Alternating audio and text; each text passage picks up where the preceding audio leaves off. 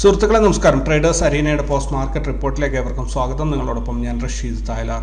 ഇന്ന് 2023 മാർച്ച് 27 തിങ്കളാഴ്ച, ഒരാഴ്ചയുടെ തുടക്കമാണ്. അപ്പോൾ നിഫ്റ്റി, ബാങ്ക് നിഫ്റ്റിയൊക്കെ എങ്ങനെ ഉണ്ടായിരുന്നു എന്ന് നോക്കാം. നിഫ്റ്റി വെള്ളിയാഴ്ച അവസാനിച്ച 16,945 നിന്ന് 39 പോയിന്റ് ഗ്യാപ്പോടുകൂടി 16,984 ഇന്ന് മാർക്കറ്റ് ആരംഭിച്ചത്. 17,091 ഡേ ഹൈ ആയിരുന്നു. 16,918 ഡേ ലോയും വന്നതുവഴി 172 പോയിന്റിന്, അഥവാ 1.02% ഇൻട്രാഡേ മൂവ്മെൻ്റ് ആണ് നമുക്ക് കിട്ടിയത്.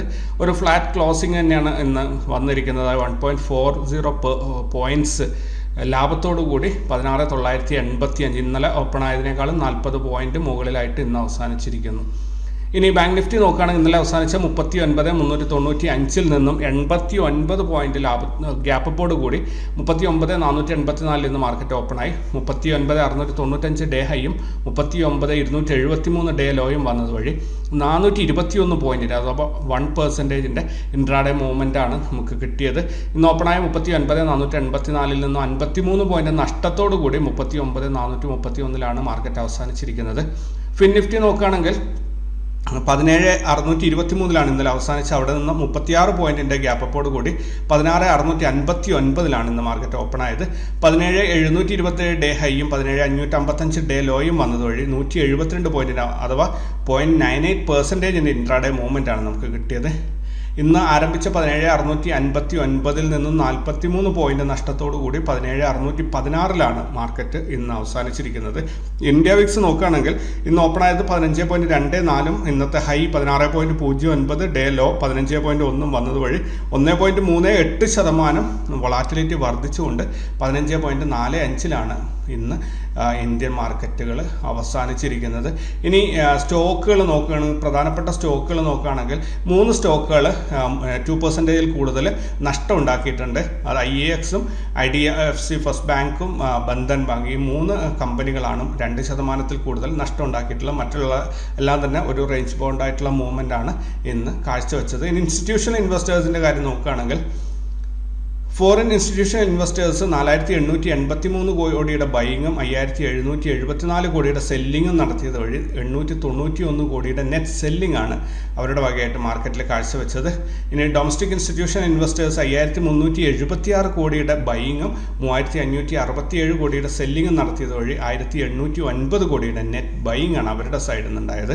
ഓൾ ടുഗദർ നോക്കുകയാണെങ്കിൽ 918 കോടിയുടെ നെറ്റ് ബൈങ് ആണ് ഇന്ന് മാർക്കറ്റിൽ നടന്നത്. അതായത് 918 കോടി രൂപ മാർക്കറ്റിലേക്ക് വന്നിട്ടുണ്ട് എന്നാണ് നമുക്ക് ഈ ഡാറ്റ പ്രകാരം മനസ്സിലാക്കാൻ സാധിക്കുന്നത്. ഇനി ഞങ്ങളുടെ ഗ്രൂപ്പ് നോക്കുകയാണെങ്കിൽ ഞങ്ങൾ ഇന്ന് 950 രൂപയുടെ നഷ്ടത്തിലാണ് ട്രേഡ് അവസാനിച്ചത്. ഏകദേശം 7% പ്രോഫിറ്റിൽ എത്തിയതായിരുന്നു. പിന്നീട് 1-2 ട്രേഡുകൾ സ്റ്റോപ്പ് ലോസ് അടിച്ചത് വഴി ഏകദേശം 0.95% നഷ്ടത്തിലാണ് ഇന്നത്തെ ട്രേഡ് അവസാനിച്ചത്. ഇനി ഇന്നത്തെ ലെവൽസ് എങ്ങനെ ഉണ്ടായിരുന്നു നോക്കാം.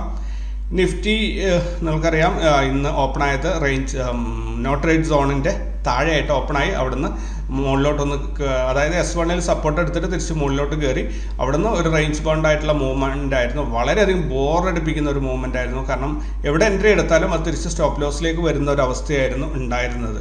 അപ്പോൾ എന്തായാലും 3 മണി നേരത്താണ് 2:35 ആ സമയത്താണ് ഏകദേശം നമുക്ക് നല്ലൊരു മൂവ്മെൻറ്റ്, അതായത് R1 നിന്നും മാർക്കറ്റ് കട്ട് ചെയ്ത് താഴോട്ട് ഇറങ്ങി വന്നിട്ട് നമ്മുടെ നോ ട്രേഡ് സോണും കട്ട് ചെയ്ത് താഴെ വരെ വന്നിട്ടുണ്ട്. ആ ഒരു ട്രേഡ് അത്യാവശ്യം പ്രോഫിറ്റിൽ ക്ലോസ് ചെയ്തിട്ടുണ്ട് ഒട്ടുമിക്ക ആൾക്കാരും. റാസ് ലെവൽസ് ഫോളോ ചെയ്ത് ട്രേഡ് എടുക്കുന്നവർ.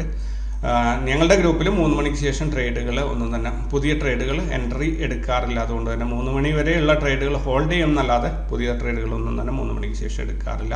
അപ്പോൾ ഈ ഒരു മൂവ്മെൻറ്റ് ഒരു 1/4 ഞങ്ങൾക്ക് കിട്ടിയിരുന്നു. പിന്നീട് ലാസ്റ്റ് വന്നപ്പോൾ അതിൻ്റെ എൻട്രി ഞങ്ങൾ എടുത്തിട്ടില്ലായിരുന്നു. ഇനി ബാങ്ക് നിഫ്റ്റി നോക്കുകയാണെങ്കിലും അതേ ഇത് തന്നെയാണ്, നിഫ്റ്റിയുടെ സെയിം കോപ്പി തന്നെയാണ്. അതായത് നോ ട്രേഡ് സോണിൻ്റെ താഴെയായിട്ട് ഓപ്പണായി S1 സപ്പോർട്ട് എടുത്തു, തിരിച്ച് മുകളിലോട്ട് വന്നു, വീണ്ടും താഴോട്ട് പോയി റേഞ്ച് ബൗണ്ടായി മൂവ് ചെയ്ത് ബോറടിപ്പിച്ചിട്ട് യെസ്റ്റർഡേ ലോ ടച്ച് ചെയ്തിട്ടുണ്ടായിരുന്നു. 3 പ്രാവശ്യം അത് ടച്ച് ചെയ്തിട്ടുണ്ടായിരുന്നു. അപ്പം ബോറടിപ്പിച്ച് അവസാനം 2:30 മണിയോടുകൂടി ചെറിയൊരു മൂവ്മെൻറ്റ് കിട്ടി എന്നുള്ളതാണ്. ഒരു 1:35 ആ സമയത്ത് ഏകദേശം ഒരു യൂറോപ്യൻ മാർക്കറ്റൊക്കെ ഓപ്പൺ ആകുന്ന സമയത്തേക്ക് ഒരു ചെറിയൊരു മൂവ്മെൻറ്റ്, അപ്പ് മൂവ്മെൻറ്റ് കിട്ടിയെങ്കിൽ ഇമ്മീഡിയറ്റ് ആയിട്ട് അത് റിവേഴ്സ് ഇറങ്ങി താഴെ വന്നിട്ട് യെസ്റ്റർഡേ ലോയിൽ അവസാനിക്കുകയാണ് ചെയ്തത്. ഫിൻ നിഫ്റ്റിയും അത് തന്നെയാണ്, ബാങ്ക് നിഫ്റ്റിയുടെ ഒരു കോപ്പി തന്നെയാണ് ഫിൻ നിഫ്റ്റിയിലും സംഭവിച്ചിരിക്കുന്നത്. മറ്റൊന്നും തന്നെ അതിനകത്ത് പ്രത്യേകിച്ച് എടുത്ത് ഹൈലൈറ്റ് ചെയ്ത് പറയാനില്ല. ഇന്നത്തെ മാർക്കറ്റ് പറഞ്ഞാൽ ഒരു റേഞ്ച് ബൗണ്ട് ആയിട്ടുള്ള മൂവ്മെൻറ്റ്, ക്യാപ്ചർ ചെയ്യാൻ പറ്റാത്ത മൂവ്മെൻറ്റുകളായിരുന്നു ഇന്ന് കൂടുതൽ. ബാങ്ക് നിഫ്റ്റി നോക്കുകയാണെങ്കിലും നിങ്ങൾക്ക് ഇവിടെ ഓരോ ഇൻഡിപെൻഡൻറ്റ് ക്യാൻഡിൽസ് എടുത്ത് നോക്കുകയാണെങ്കിൽ അതിൻ്റെ വിക്കിൻ്റെ സൈസ് ബോഡിയേക്കാളും വലിയതാണ്. മിക്ക ക്യാൻഡിലിൻ്റെയും വിക്ക് സൈസ് ബോഡിയേക്കാൾ കൂടുതലാണ്. അത് ഭയങ്കര ഇൻട്രാഡേ ട്രേഡിങ്ങിൽ വളരെയധികം ബുദ്ധിമുട്ടുണ്ടാക്കുന്ന ഒരു കാര്യമാണ്. അപ്പോൾ ഇവിടെ ശ്രദ്ധിച്ചാൽ ഇന്ന് മൊത്തം ഒരു തരം മുള്ളുള്ള ക്യാൻഡിൽസ് ആയിരുന്നു കൂടുതലും. അത് ഭയങ്കര ഇൻട്രാഡേ ട്രേഡേഴ്സിൻ്റെ സ്റ്റോപ്പ് ലോസ് എത്തുന്നതിനായിട്ട് വരുന്ന ഒരു ജീവിയാണത്. അപ്പോൾ ഇന്നത്തെ ദിവസം വലിയ നഷ്ടമൊന്നുമില്ല, എന്നാലും റെഡ് അതായത് നഷ്ടം എന്നുള്ളത് നഷ്ടം തന്നെയാണ്, റെഡിൽ തന്നെയാണ് ഇന്ന് അവസാനിച്ചിരിക്കുന്നത്. ഇനി നമുക്ക് നാളെ എന്ത് സംഭവിക്കും നോക്കാം. അപ്പോൾ നമ്മൾ ഇതുവരെയും ചർച്ച ചെയ്ത അതേ സംഭവങ്ങളുടെ ഒരു കണ്ടിന്യൂഷനാണ് പോയിക്കൊണ്ടിരിക്കുന്നത്. ഇതിനകത്ത് വലിയ സംഭവങ്ങളൊന്നും ഇനി നമുക്ക് പറഞ്ഞു തരേണ്ടതുണ്ടാവില്ല, നമ്മളന്ന് ഡിസ്കസ് ചെയ്തതാണ്. ഇവിടെ നിന്ന് ഇങ്ങനെ വന്ന ഒരു ഹൈ വന്നു, ഇവിടെ ഒരു lower low, lower high, lower low, lower high, lower low, lower high, lower low, lower high.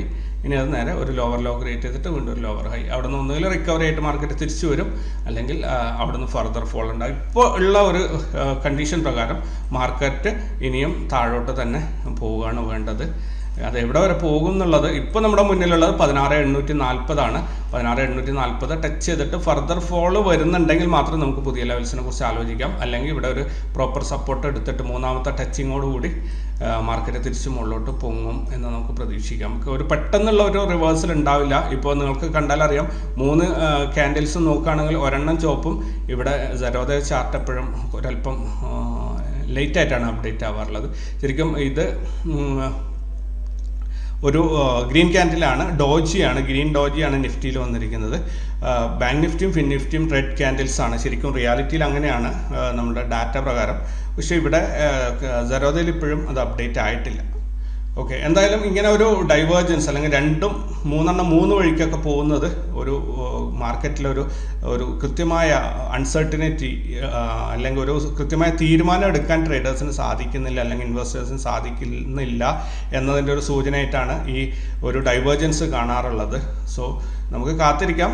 എന്തായാലും ഈ ഒരു ലെവൽ ടച്ച് ചെയ്തിട്ട് 16,840 ടച്ച് ചെയ്തിട്ട് അവിടെ നിന്ന് മാർക്കറ്റ് റിക്കവറി ആയിട്ട് ഫസ്റ്റ് ടാർഗറ്റ് 17,117, ദെൻ 17,384. ഇത് വളരെ ഇമ്പോർട്ടൻ്റ് ആയിട്ടുള്ള ലെവലാണ് 17,384 എന്നുള്ളത്. അവിടെ നിന്ന് 487, ദെൻ 718. 800ൻ്റെ മുകളിൽ ഒരു ഗ്രീൻ ക്യാൻഡിൽ വന്നാൽ മാത്രമേ നമുക്ക് മാർക്കറ്റ് അപ്പായി അല്ലെങ്കിൽ മാർക്കറ്റ് മുകളിലോട്ട് തന്നെയാണ് പോകുന്നത് എന്ന് ഉറപ്പിച്ച് പറയാൻ പറ്റുള്ളൂ. അതുവരെയും ഇതിങ്ങനെ ഒരു ലോവർ ഹൈ ലോവർ ലോ എന്നുള്ള ഒരു പാറ്റേണിൽ പോയിക്കൊണ്ടിരിക്കും. നോക്കാം. എന്തായാലും ബാങ്ക് നിഫ്റ്റി നോക്കുകയാണെങ്കിൽ ബാങ്ക് നിഫ്റ്റിയിൽ നിങ്ങൾക്ക് കണ്ടറിയാം വലിയ വ്യത്യാസമൊന്നുമില്ല. നിഫ്റ്റിയിൽ നിന്ന് അതേപോലെ തന്നെയാണ്, ഒരു ഹൈ ക്രിയേറ്റ് ചെയ്യുന്നു, പിന്നെ അതിനേക്കാളും താഴെ പോയിട്ട് ഒരു ലോ ക്രിയേറ്റ് ചെയ്യുന്നു, വീണ്ടും ഒരു ചെറിയൊരു ഹൈ ഉണ്ടാക്കുന്നു, അങ്ങനെ പോവാണ്. ഫിൻ നിഫ്റ്റി അത് തന്നെയാണ്, വ്യത്യാസമൊന്നുമില്ല. പിന്നെ ഒത്തിരി ആൾക്കാരുടെ ഒരു കൺസേൺ ഉണ്ടായിരുന്നു നമ്മുടെ ഡിമാറ്റ് അക്കൗണ്ടിൽ നോമിനിയെ സെറ്റ് ചെയ്യണം എന്നുള്ളത്. എനിക്ക് കൃത്യമായ മെയിലോ കാര്യങ്ങളോ ഒന്നും എനിക്ക് വന്നിട്ടില്ല, അതുകൊണ്ട് തന്നെ എനിക്ക് അതിനെക്കുറിച്ച് വ്യക്തമായിട്ട് കൃത്യമായി പറഞ്ഞു തരാനും എനിക്ക് ഒരു ഐഡിയ ഇല്ല. ഒത്തിരി പേര് എന്നോട് ചോദിച്ചിട്ടുണ്ടായിരുന്നു ഇതെന്താണ് സംഭവം, നോമിനി 31-ന് മുമ്പ് നോമിനിയെ സെറ്റ് ചെയ്തിട്ടില്ലെങ്കിൽ ഡിമാറ്റ് അക്കൗണ്ട് ഇൻവാലിഡ് ആവും, അത് ഉപയോഗിക്കാൻ പറ്റില്ല എന്നൊക്കെ പറയുന്നുണ്ട്. എന്താണ് അതിൻ്റെ സത്യാവസ്ഥ എന്നുള്ളത്, അതിൻ്റെ ഇൻഫർമേഷൻ പരമാവധി കളക്ട് ചെയ്തിട്ട് ഞാൻ അടുത്ത വീഡിയോയിൽ ഉൾപ്പെടുത്താൻ ശ്രമിക്കാം. അതുപോലെ നമ്മുടെ ആധാർ കാർഡും പാൻ കാർഡും ലിങ്ക് ചെയ്യുന്നതും അതിനൊരു ഡെഡ് ലൈൻ ഉണ്ട്, അത് എല്ലാവർക്കും നോട്ടിഫിക്കേഷൻ കിട്ടിയതാണ്. സോ നിങ്ങൾ ആധാർ കാർഡും പാൻ കാർഡും ഇപ്പോൾ ലിങ്ക് ചെയ്തില്ലെങ്കിൽ, നിങ്ങൾ ട്രേഡ് ചെയ്യുന്ന ആളാണെങ്കിൽ ഡിമാറ്റ് അക്കൗണ്ട് ആക്സസ് ചെയ്യാൻ പറ്റില്ല, അതിൽ ട്രേഡിംഗ് ഒന്നും നടക്കില്ല. ഡിമാറ്റ് അക്കൗണ്ട് പാൻ കാർഡും ആധാർ കാർഡും ലിങ്ക് ചെയ്യുന്നതിന് മുൻപൊക്കെ ഞാൻ ചെയ്ത സമയത്തൊക്കെ ഫ്രീ ആയിരുന്നു. പക്ഷേ ഇപ്പോൾ 1,300 രൂപയൊക്കെ ചാർജ് ചെയ്യുന്നുണ്ട്. 1000 രൂപ അതിൻ്റെ ചാർജ് തന്നെയുണ്ട്. പിന്നെ അതിൻ്റെ സർവീസ് ചാർജായിട്ട് 300 രൂപയൊക്കെ ഓരോരോ സെൻറ്ററുകളിൽ വാങ്ങിക്കുന്നുണ്ട്. സോ എത്രയും പെട്ടെന്ന് മാർച്ച് 31-ന് മുമ്പായിട്ട് തന്നെ ഈ സംഭവങ്ങൾ തീർക്കാൻ നോക്കുക. എന്തായാലും നോമിനി സെറ്റ് ചെയ്യുന്നതിൽ നോമിനി മൈനർ ആണെങ്കിൽ അതിന് നോമിനിയുടെ ഒരു ഗാർഡിയനെ കൂടി നിങ്ങൾ ഉൾപ്പെടുത്തേണ്ടതായിട്ടുണ്ട് നോമിനി സെറ്റ് ചെയ്യുമ്പോൾ. അതായത് ഒരു പ്രായപൂർത്തിയായ ആളാണെങ്കിൽ നിങ്ങൾക്ക് അവരുടെ ആധാർ കാർഡും ഡീറ്റെയിൽസ് അപ്ലോഡ് ചെയ്ത് കൊടുത്തു കഴിഞ്ഞാൽ നോമിനിയെ സെറ്റ് ചെയ്യാൻ പറ്റും. നോമിനി നിങ്ങളുടെ കുട്ടികളൊക്കെ ആണെങ്കിൽ 18 വയസ്സ് തികയാത്തവരെയാണ് സെറ്റ് ചെയ്യുന്നതെങ്കിൽ അവരുടെ അവർക്കൊരു ഗാർഡിയനായിട്ട് ഇൻ കേസ് നിങ്ങളുടെ ആബ്സെൻസിൽ നിങ്ങളുടെ ആ കുട്ടിയായിരിക്കും ഇതിൻ്റെ ഒരു അവകാശിയായിട്ട് വരിക. പക്ഷെ ആ കുട്ടി പ്രായപൂർത്തിയാകാത്ത ആളായതുകൊണ്ട് തന്നെ അതിനൊരു ഗാർഡിയൻ നമ്മളിപ്പോഴും സെറ്റ് ചെയ്ത് കൊടുക്കും. ഇന്ന ആളെ ഉത്തരവാദിത്വത്തിൽ അല്ലെങ്കിൽ ഇന്ന ആളായിരിക്കും അതിൻ്റെ ആ സമയത്ത് കുട്ടിയുടെ രക്ഷാകർത്താവ് എന്ന രീതിയിൽ നമ്മൾ അവരുടെയും ആധാർ കാർഡ് അപ്ലോഡ് ചെയ്യും. അപ്പോൾ 2 ആധാർ കാർഡ് നമ്മൾ അപ്ലോഡ് ചെയ്ത് കൊടുക്കും. സിമ്പിളായി പറയുകയാണെങ്കിൽ മകനെ ഒരു അവകാശമായിട്ട് സെറ്റ് ചെയ്യുന്നുണ്ടെങ്കിൽ ഭാര്യയെ അതിൻ്റെ രക്ഷാകർത്താവായിട്ട് അവിടെ കാണിക്കണം, അത്രേ ഉള്ളൂ. അപ്പോൾ അതിൻ്റെ ഡീറ്റെയിൽസ് എനിക്ക് വ്യക്തമായിട്ട് കിട്ടിയിട്ടില്ല. അതുകൊണ്ട് തന്നെ വിവരങ്ങൾ അറിയുന്ന മുറക്ക് ഞാൻ ഇതിൽ അപ്ഡേറ്റ് ചെയ്യാം. അപ്പോൾ പുതിയ വീഡിയോ ആയിട്ട് തിങ്കളാഴ്ച അടുത്ത ദിവസം കണ്ടുമുട്ടാം. Thank you very much.